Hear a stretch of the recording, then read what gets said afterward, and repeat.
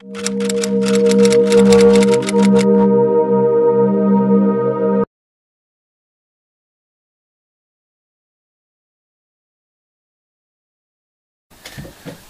is Buba and this is Sholem.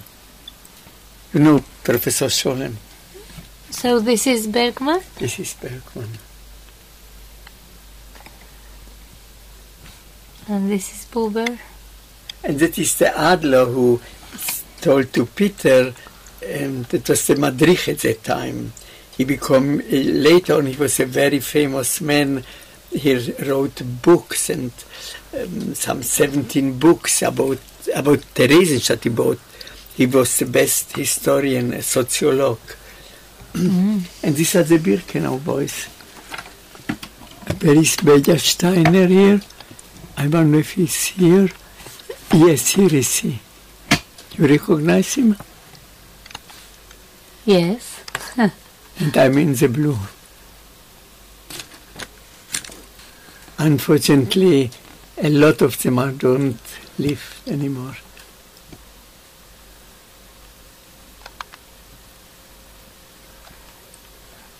How do you call them?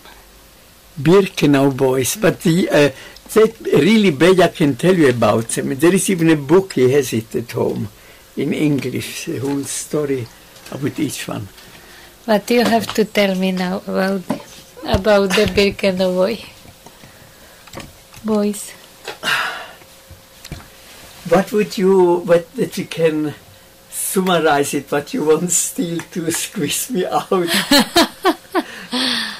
Tell me whatever you like about the Birkenau boys. The Birkenau boys is only the mystery how we are still alive.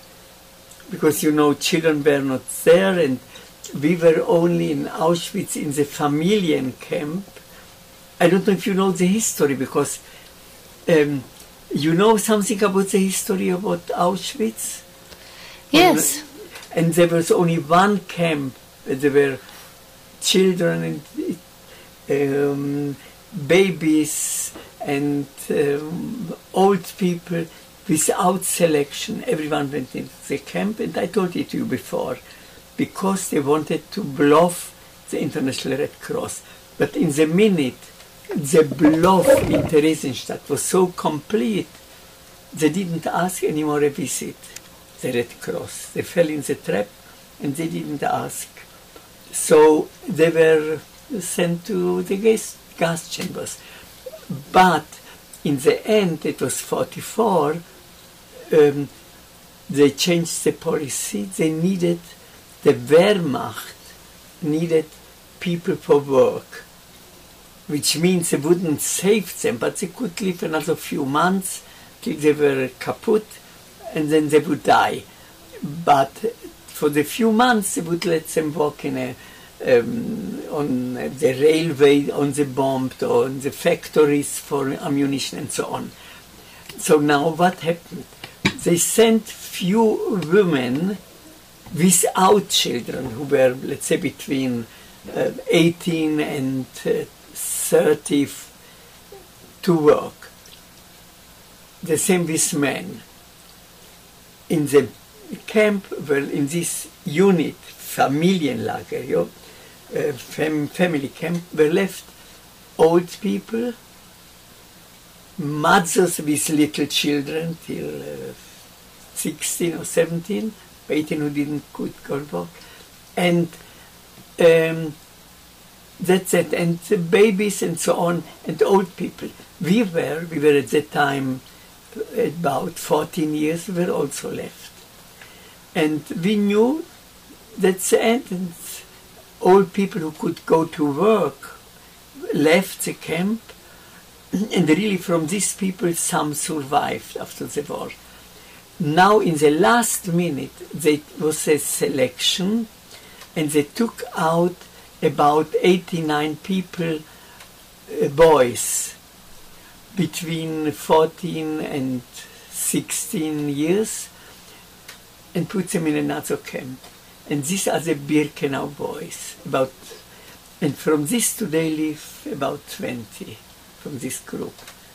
And these are the called Birkenau boys. And why? It's a mystery we don't know till today. Or as an exchange, for soldiers, German soldiers who were kept in, or as Lehrlinge, means that it should be in some factories to work, or there was a policy of Himmler, I don't know if you know about it, he wanted to make separate peace with America and England against Russia. And then they told them, look, in America Jews are have the force and they have to say something. If you don't have Jews, so you can't speak with America. You have to show that there are still some Jews. So leave this, some children and some Jewish prisoners. Otherwise you can't make this kind of policy, separate peace with Germany against. So we don't know why. But anyhow, they took out a group of these children, and it's a whole story what happened to them and what we have done. In the beginning we had even hair, which was like better mentioned, better treatment and so on, and different jobs. And anyhow, later on we got its kind of jobs, and we were in a quarantine, and we were separated from other people, which is also why, nobody knows why, but we were neighbors of the Sonderkommando. Sonderkommando means the people who were working with the dead in gas chambers and so on, and therefore we could smuggle into Sonderkommando, and we got a little food from them and clothing. It was very dangerous, but children don't care. And they told me, as I told you the stories. And when we have been with our job was a carriage, a wagon. Instead of horses, there were 20 boys who were schlepping these things. All kinds of jobs. But a normal prisoner went to a job and was happy if he come at night or after the work in the camp. We could go to all the camps, even in women camps to Auschwitz I, and Auschwitz had many branches. And I was a very curious child, so I know exactly all these camps and the women camps and so on. So I knew what's going on. And we went also to the crematoria, not when there were people in, but when there were not people, they said, oh, take the wood. There were wood for burning people sometimes, and we took this wood to the camps for normal heating, as if, or for a building for the SS, the bunkers they were starting to bombard around. So we went to the crematorium, if there were not people coming, or otherwise not. And when we finished the job, and it was cold, when the capo was in good mood, he said, children, it's cold, you finished your job, you can warm yourself in the gas chambers which were under the earth. There is a little warmer. So everyone was afraid. But I wasn't so afraid that I wanted to see. So my neighbors, they know me well, and I would say, like, I show you the museum, I know the museum system, this is this, and I saw everything and asked, what is this instrument, what is the lift? So I knew everything exactly what is, therefore I had so much information. It's only by the way. Sometimes we went to the crematorium, we took the ashes, and when it was frozen, the waste, we put the ashes on this, all kinds of jobs.